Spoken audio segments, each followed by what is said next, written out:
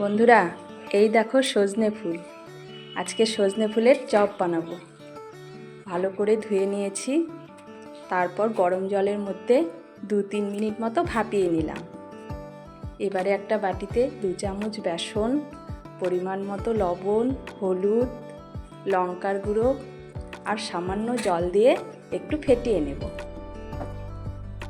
ফেটানো হয়ে গেছে, এর মধ্যে ভাপিয়ে রাখা সজনে ফুলগুলোকে দিয়ে দিলাম। একসঙ্গে মেখে নেব। একটু গরম আছে, যাই হোক মাখা হয়ে গেছে। এবারে কুচি করে রাখা কাঁচা লঙ্কা আর 2 চামচ চালের গুঁড়ো দিলাম, আর দিলাম 1 চামচ পোস্ত। এবারে ভালো করে মেখে নেব।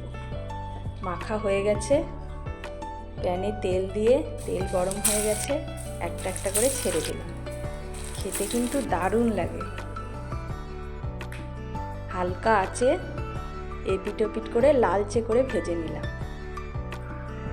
তো ভাজা হয়ে গেছে, কর্তামশাইকে একটা টেস্ট করতে দিই। এই যে তুমি একটা বড়া টেস্ট করো, কেমন হয়েছে খেয়ে বলো। তুই খাবি? পেঁয়াও ভালো হয়েছে?